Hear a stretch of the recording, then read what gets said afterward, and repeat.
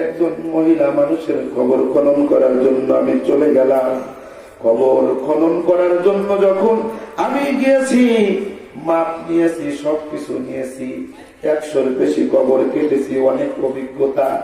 কবরটা অনেক প্রশস্ত করে সুন্দর করে কবরটা যখন কেটেছি, কবরটা কাটার পরে লাশ যখন জানাজা করে কবরস্থানের ভিতরে যখন নিয়ে আসলো, সেই কবরস্থানের ভিতরে যখন নিয়ে এসে লাশটা নামাবে, কবরটা এত সংকীর্ণ হয়ে গিয়েছে, কবরের ভিতরে মানুষ নামার পরিস্থিতি নাই।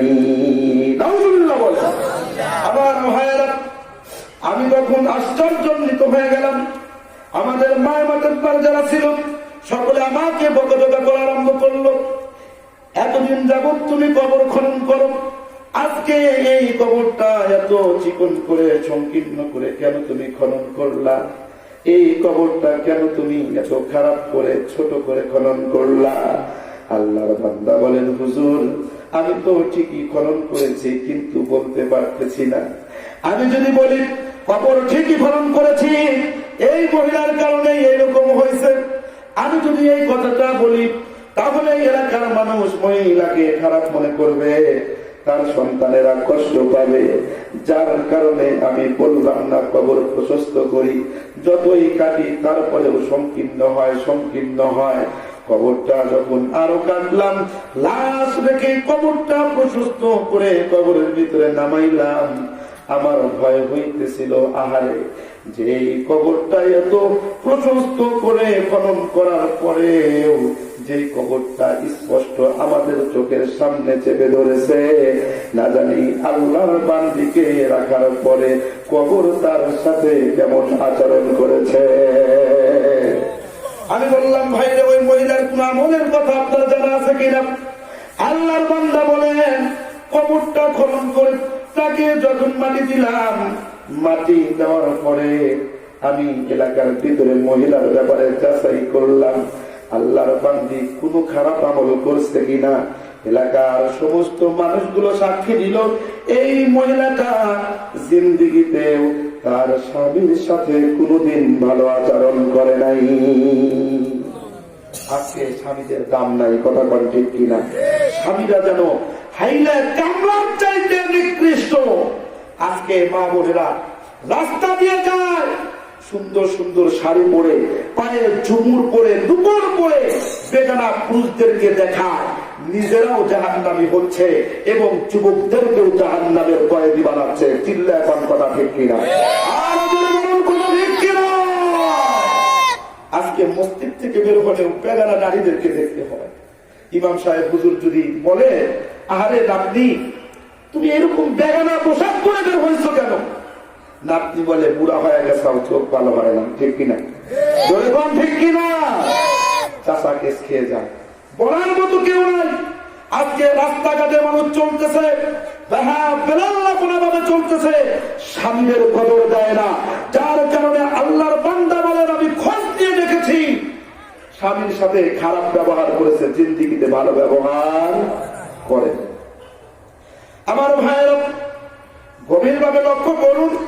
এর পরের কথাটা হলো, আল্লাহর বান্দা বলেন, আমি আরো যাচাই করলাম তার কোন খারাপ আমল গুলো আছে কিনা।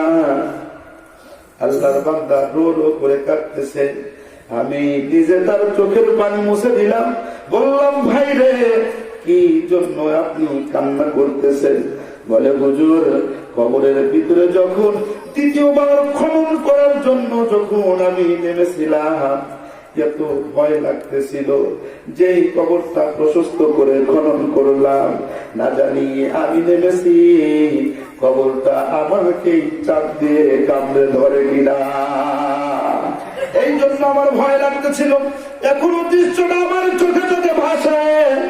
আমি মহিলার ব্যাপারে যখন খোঁজ খবর নিলাম, আমি শুনতে পাইলাম নামাজ কালাম ঠিক মতো পড়তো না, কোরআন শরীফ তো পড়া জানতোই না। এলাকার পাড়া প্রতিবেশী মহিলাদের সাথে এমন ভাবে খারাপ আচরণ করতো, এমন ভাবে খালি গালাজ গুলো করতো, এলাকার মহিলারা তাকে দেখে ভয় করতো, নিরাপদে থাকতে পারতো না। আমার ভাইরা এমন মেয়েরা প্রত্যেক গ্রামে আছে কিনা নেই? আমাদের তাজুর পাড়া হয়তো নাই, আল্লাহ হেফাজত করে। আমার ভাইয়েরা, এমনও মহিলা আছে তার জ্বালায় পার্শ্ববর্তী এলাকার এবং আশেপাশের বাড়ির মহিলারা ঠিক থাকতে পারে না। কথা কোন ঠিক কিনা? আল্লাহর বান্দা বলেন, আশেপাশের মহিলাদের কাছে যখন জরিপ করলাম, তারা ডেকে ডেকে বলতেছেন, হুজুর শোনেন, আল্লাহর বান্দি মারা গেছে, আমরা বেঁচে গেছি, আমাদেরকে এত খারাপ ভাবে অকথ্য ভাষায় আমাদেরকে গালি গালাজ করেছে, আমরা অতিষ্ঠ হয়ে গিয়েছি। আল্লাহর বান্দা বলেন, আমার বিশ্বাস হয়ে গিয়েছে মানুষের সাথে খারাপ আচরণ করার কারণে এবং তার স্বামীর সাথে খারাপ আচরণ করার কারণে আল্লাহ তাআলা আমাদেরকে তার কবরটা সংকীর্ণ করে তার নিদর্শন দেখিয়েছেন। সুবহানাল্লাহ।